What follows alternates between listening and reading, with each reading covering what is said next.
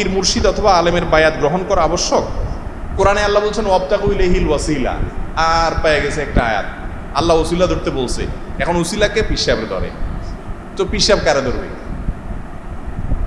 ভাই, এই ওয়াসিলা শব্দের তাফসির ইবনে কাসির, তাফসির কুরতুবী সহ সমস্ত তাফসিরি কিতাবগুলো দেখেন, সেখানে যে তাফসির লেখা হয়েছে এই ওসিলা বাংলা ওসিলা না, এখানে ওসিলা আল্লাহ আরবিতে বলছেন, আল্লাহর ভাষায়। এটার ব্যাখ্যা হলো ইবাদত বন্দেগী করে আল্লাহর নৈকট্য অর্জন করার চেষ্টা করো।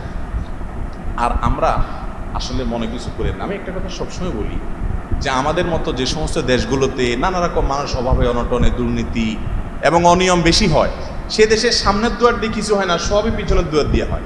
ঠিক না? ঠিক। আপনি রেলের টিকিট কাটতে যাবেন, ঈদের আগ দিয়া টিকিট নাই, কাউন্টারে টিকিট নাই, পেছনে আস 50 টাকা বাড়াই দিলে আস।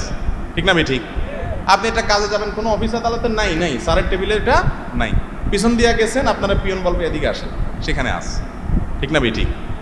তো লোক ধরলে সবই হয়, লোক ধরা ছাড়া কিছু আমরা মনে করি কেয়ামতে বোধহয় এটা চলবে। এই জন্য আমল টামল করে কি লাভ হবে ভাই? এগুলো দিয়ে কাজ না, পীর ধরো সে পার করে দিও। ওই পীরও মুগুরের নিচে পড়বে, আপনি মুগুরের নিচে পড়বে। কারণ আল্লাহর সামনে কিয়ামতের ময়দানে নবীরা সেখানে অস্থির থাকবে, আপনার পীর কোত্থেকে সুপারিশ করবে? যার যার আমল তার একমাত্র বাঁচার অবলম্বন। অতএব এ কথা ঠিক না যে পীর ধরলে বা ওসিলা ধরলে সে নাজাত করে দিবে। অনেকে আছে দেখবেন, বিশেষ করে বড় বড় ব্যবসায়ীরা আছে, বাংলাদেশে বড় বড় নাম করা কিছু পীর আছে, এদের মুরিদ সব বড়লোক দেখবেন। এই বড়লোক মুরিদগুলোও ব্যাককল, পীর সাহেব অবশ্য শিয়ানা। যার কারণে পীর সাহেব এমন সিস্টেম করে যে হাদিয়া তোফা সব আমার কাছে নিয়ে আসো, তোমার আখেরাত আমি দেখবো, টেনশন নেই। এমন দোয়া করে দেবো, জান্নাত পার করে আল্লাহ জান্নাতের একবারে মাটির তলে ভরে দিব।